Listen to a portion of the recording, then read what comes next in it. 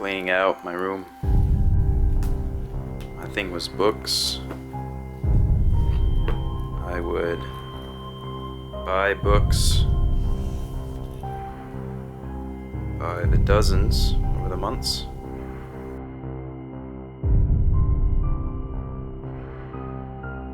I probably have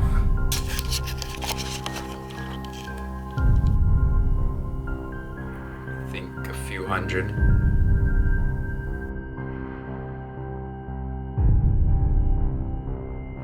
And there would never be any rhyme or reason for it. Just keep buying books. Yeah. So I'm getting rid of a lot of them.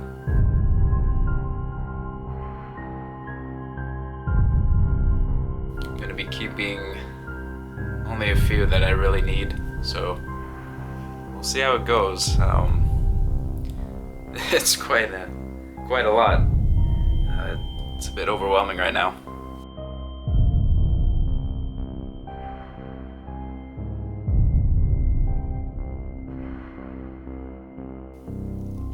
I sometimes wonder if Shakespeare or any of the other great thinkers, artists they would worry so much about collecting things, especially at that time period. I like to think that their collectible of choice would be the works that they gave mankind. You know, those special things that made them them.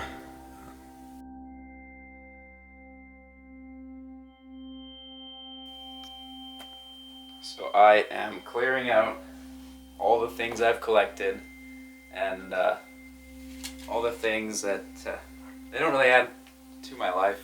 They just sort of collect and make a mess, I guess.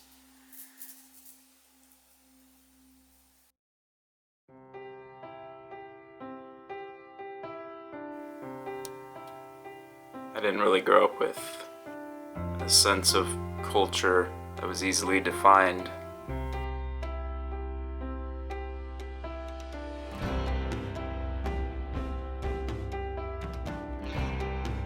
So that's what I'm just trying to do. I'm trying to get back to the source of who I am. Not having all this stuff around, it's not helping me. So I'm just gonna clear it all away and see where it goes.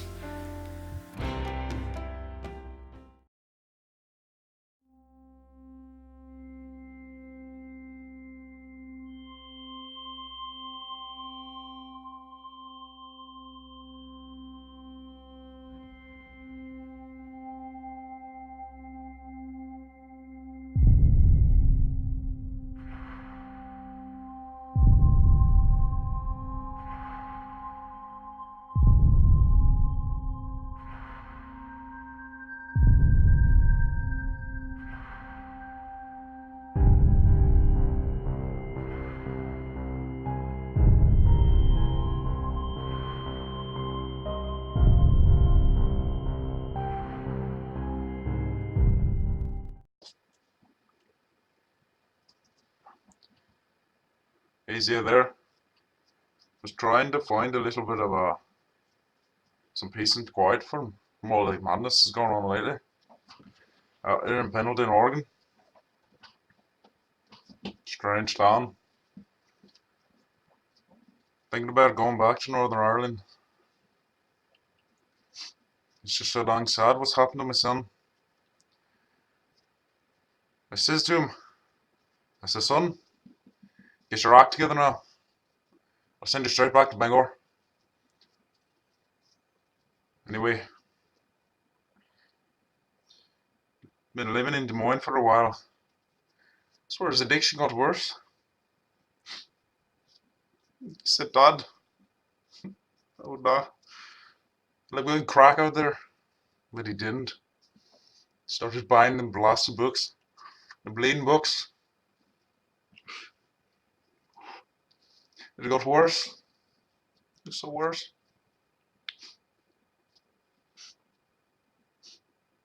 diagnosed him with that affliction. Yeah, he's in a bad way. Yeah, he's in a bad way. So he's flying out here. Couldn't take it anymore. Oh yeah.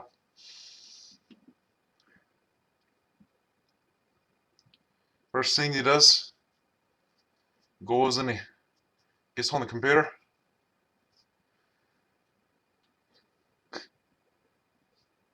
He said, "I'll be alright." Then he just stopped. The doctors, they say he would get worse, and he did. He started typing Amazon.com,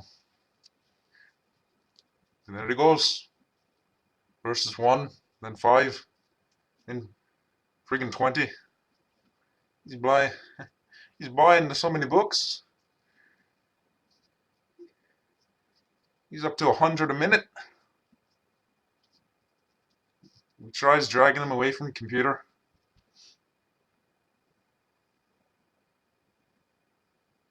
They're gonna have to put him down soon. Oh, it's horrible. Absolutely horrible.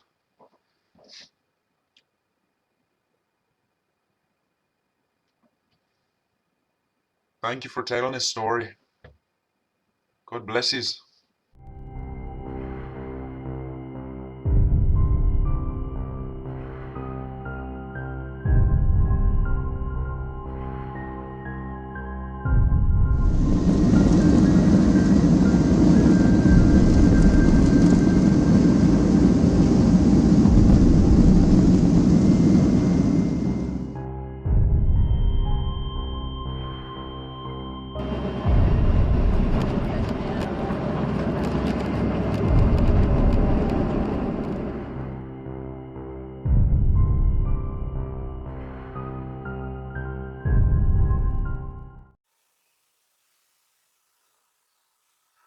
Well, hey y'all. Today is the day that we're gonna help this boy out. So, I'm gonna keep this little vlog short. Wearing my disguise, trying to blend in to the hippy dippy area here, out here in Oregon. But I won't get into that right now. Partner, over there, you can get out of the closet there. That's right. Come on. He's a little special, but he's very smart. Yeah, I know you wrote all them. Jeez. Anyway, I'm gonna let him have a few words, because he's special. He's my friend. So, on a quick note, we got the crosses on, as you can tell. And it's just for the Lord's protection. He's a raging atheist, though. You're an atheist, aren't you? You're a raging atheist. So, he's a Kansas City boy. Born and raised, right? Born in La Crosse, Wisconsin. Oh, okay. Anyway, without further ado, here's my friend. Talk a little bit.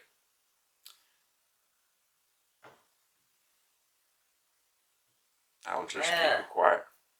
I was born in La Crosse, Wisconsin, and my family moved to Kansas City, Missouri. Anyway, we are here to help this poor family with all their problems, eh? Yeah, all their problems. And I got problems too. I do know I got the issues here, but we're helping. And that's how it goes. Yes. So, helping out this wonderful family from Northern Ireland, Great Britain. Yes. So, this is a terrible disease. thought you said it was We will help him though, Ireland. like on the show. Well, There's some oh, shows my about bad. this sort Northern of thing. Ireland is where they're from. People have problems with Them addictions. boys, his family are from Yes. Northern Ireland, Great Britain. So, Alright. checking the Twitters, and the Facebooks, and we are finding social medias to help. Thank you very much. Namaste.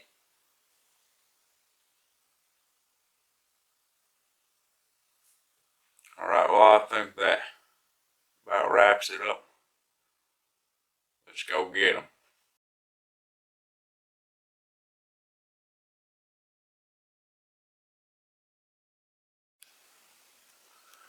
Alright, everybody. Anybody watching this, I'm gonna tell you what, we're turning from bona fide documentary journalists to, I don't know what you call it. I'm praying the power of Dublin Trinity College is on me. Yeah. There's a boy in here around the corner. Oh, around the corner. Alright. Around here. Let's see here. There's some scary stuff going down. I got the camera. See what's going on in there. Alright. Here we go. Ah, no! What are you doing?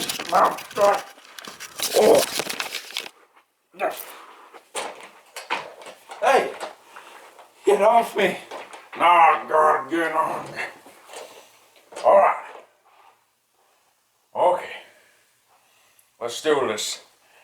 Let's do it civilly. You know.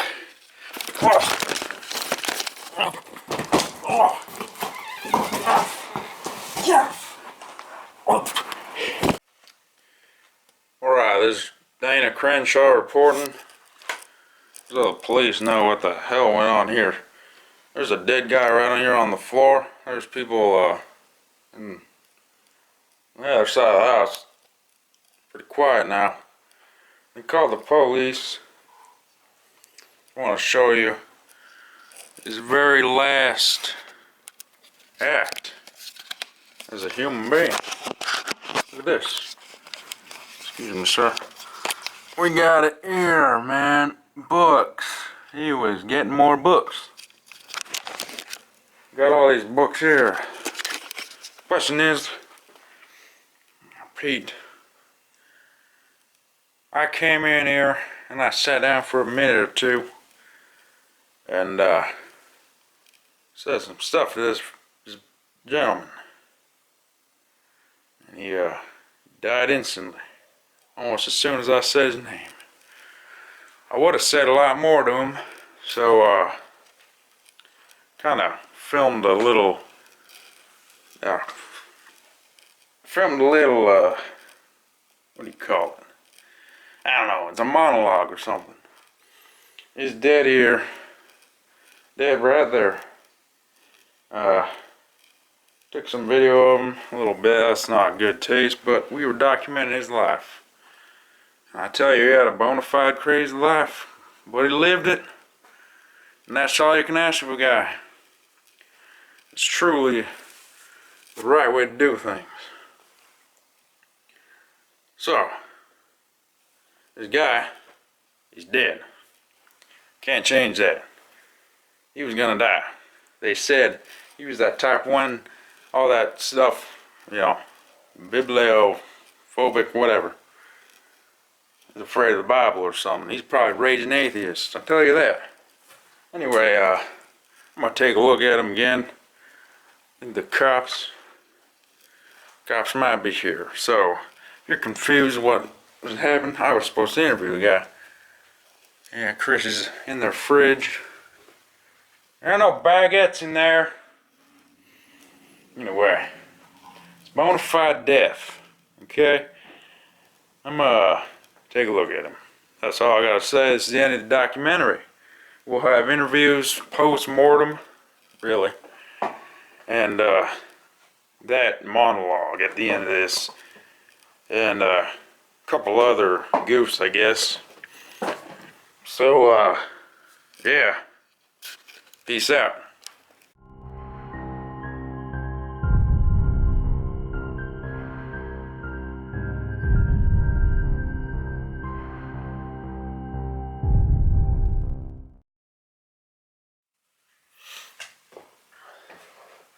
Alright, folks.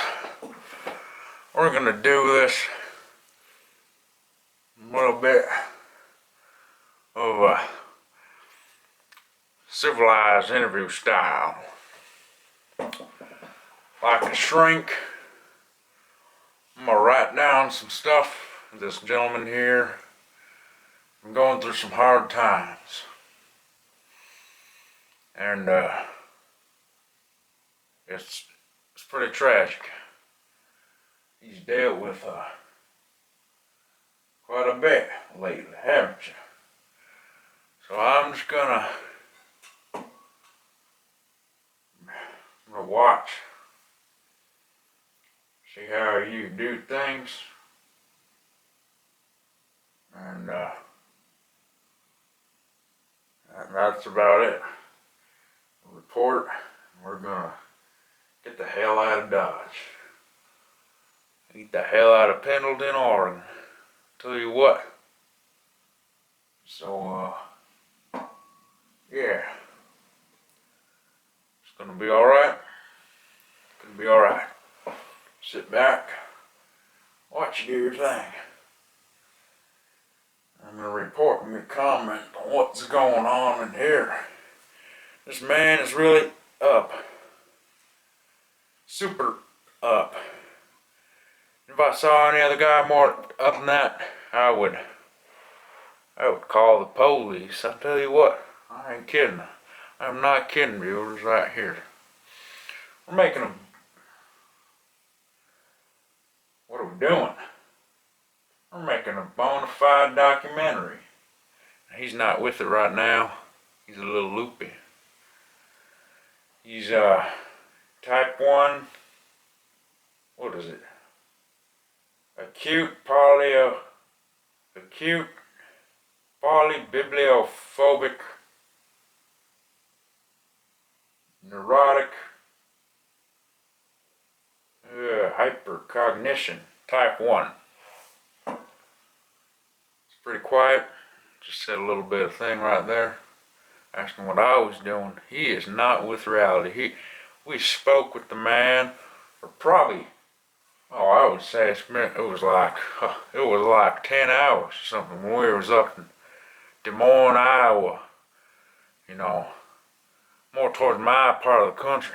I didn't know his parents were immigrants from Northern Ireland and India. Anyway, we is a bona fide documentary duo in the heart of this great nation. And you know, for one, I've voted for my values. I've done what I can. I've worked hard, honestly. Now I'm here to tell you guys that I'm here to put forth what is. This is a new disease. We're developing. This is a psychological development of our great nation. We are witnessing history here. And before, you might have thought we was playing. You might have thought, this can't be real. This must be faked.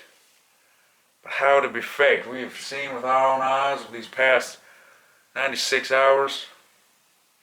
Shoot, it's been like 400 hours. We have spoken with this family. We've gotten to know them over this past week or so. I'm gonna tell you, this is some scary stuff I'm seeing here. I'm not gonna get too close to this because this is strange stuff happening right now. This guy is bona fide insane. Bona fide insane.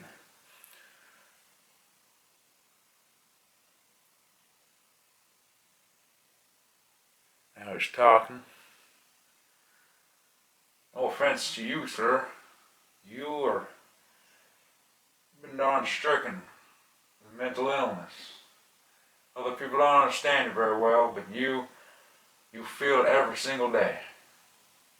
People from the outside start looking, they start throwing their judgment. I might be a lot of things. I might be quite ignorant. I'm not too educated. I'll be honest. I don't seem it either. But I'm a damn good documentary filmmaker when I say bona fide. And what we're seeing is a story. And this guy's out of it.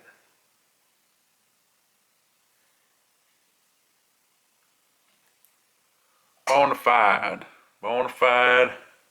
documentary films. Anyway,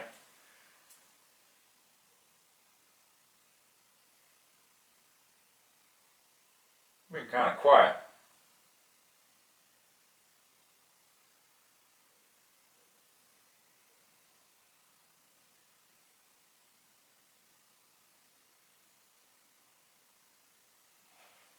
See what's going on with this guy. Let's see what's going on with this guy.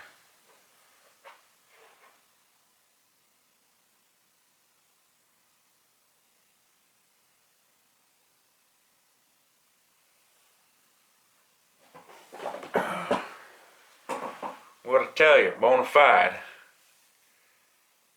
He's dead.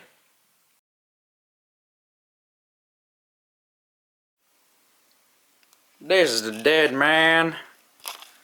He's pretty dead. You can see here, looking at this is his face really. God rest him. My name is Dana Crenshaw, and I am a bona fide documentary maker, documentary filmmaker that is, and I'm from Sugar Land, Texas. I was born there, but I was raised in Ardmore, Oklahoma.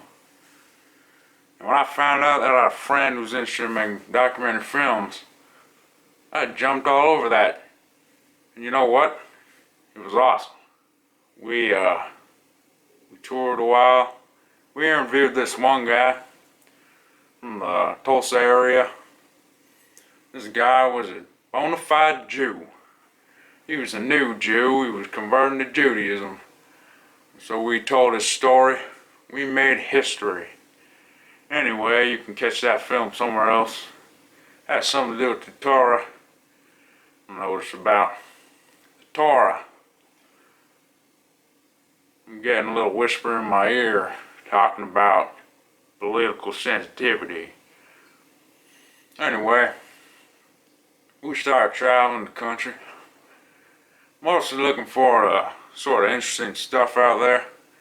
We started doing a little hunting around, looking for some Klan meetings, kind of spy on.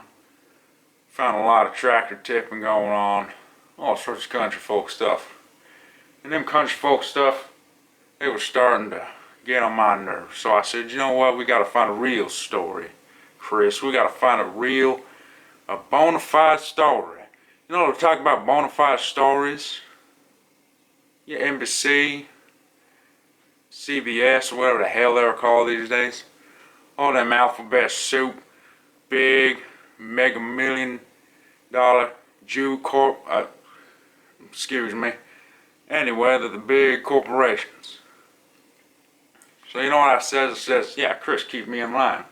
He's always talking about me making all them jokes. And I just don't know any better, really. I mean, I don't see anything wrong by saying just words, right? Anyway, we found this guy. Found this guy around the, where was we? we was driving through Cedar something or other, Iowa. Great corn state up there in the Midwest, the heartland of America, the breadbasket.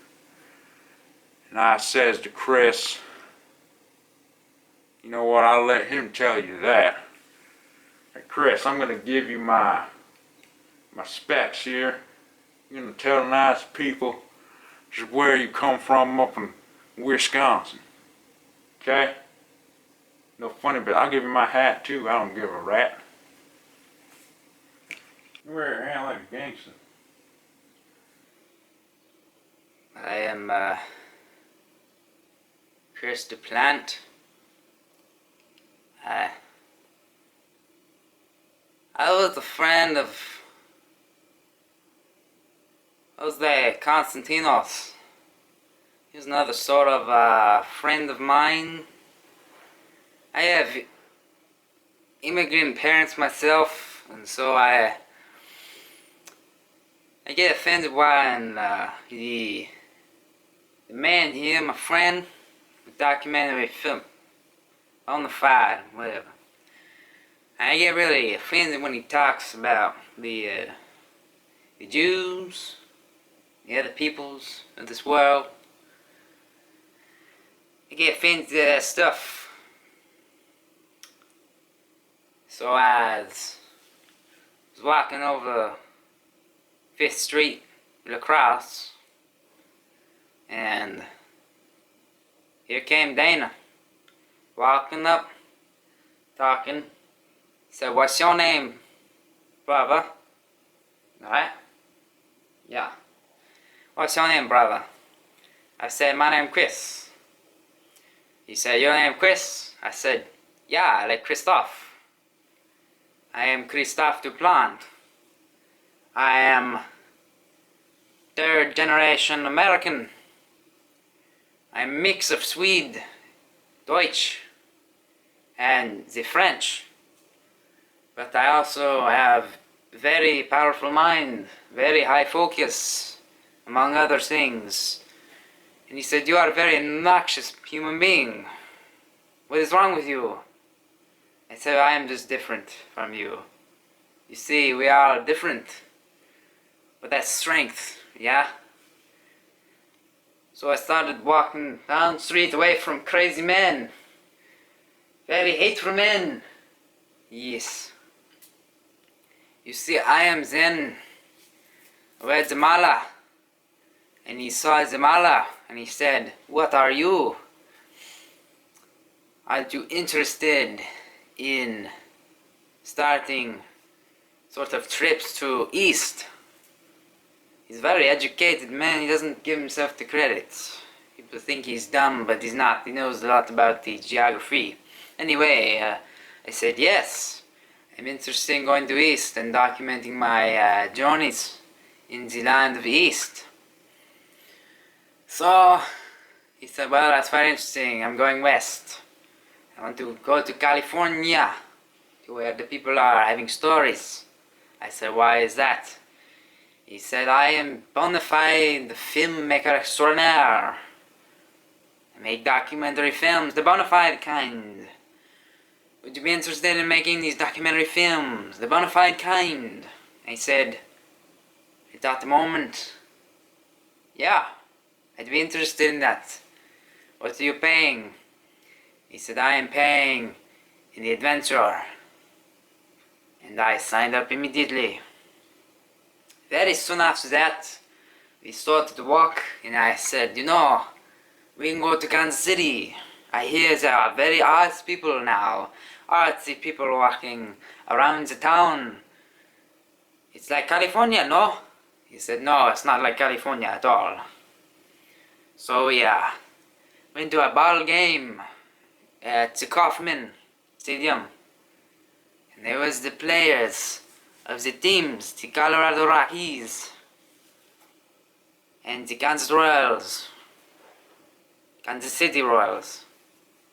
So we chose sides. I said, "I want the blue ones, because the bleu, le cordon bleu, you heard of it?" He said, "Yeah, I've heard of the cooking school I said, it's not a cooking school, it's a fine culinary artistic school. Excuse me, artistic school.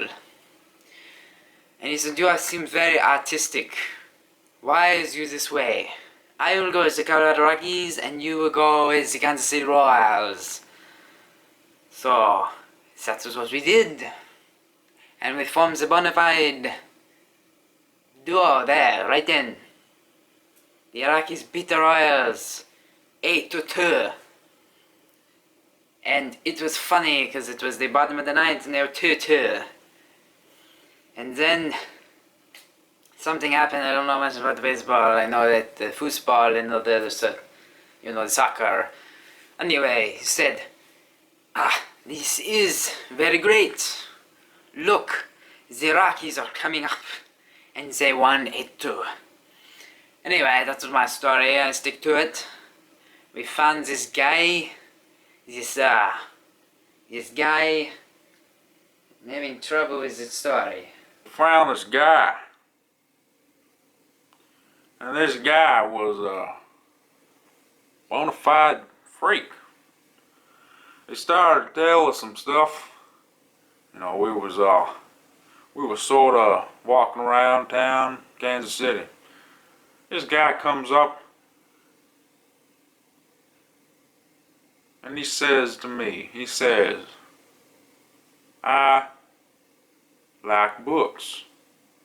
He said, yeah. He said, I live in Des Moines. I noticed you two taking pictures of stuff and I was thinking you was investigators or something. Then I noticed you was filming. And I thought to myself, I said, they can document my story perhaps. This is a desperate one. So next thing we know, we was driving up to Des Moines, Iowa. Not too far away, really. And here we are, making one of the most bona fide documentaries this earth has ever known. Just the two of us. Chris DePlant. Yeah. Dana Crenshaw. The bona fide extraordinaire. Representing whatever I represent. So I made this documentary film for a few reasons. We're telling you about it now. This boy needed help. And he needed help bad. He died when I was sitting there in that chair. We was actually in the house still. His dead body was laying right here. I am not kidding you. His dead body was laying right friggin' there. Right there. And I tell you what, that was the craziest I ever seen. And I tell you what, nobody's ever seen any crazier like that than me. So, this papa came in, took him away. I was into that. So, better watch out for that. Those addictive issues. I tell you what, they lead to death. That's what my grandpappy always said anyway. Anyway, this has been a bona fide production. I hope you enjoyed that. You can count on more coming. We'll see you later. This has been Chris DePlant, that strange mutt of the EU, and it's been me, Dana Crenshaw, the bona fide Texan with a big attitude and a bigger heart. Anyway, whatever.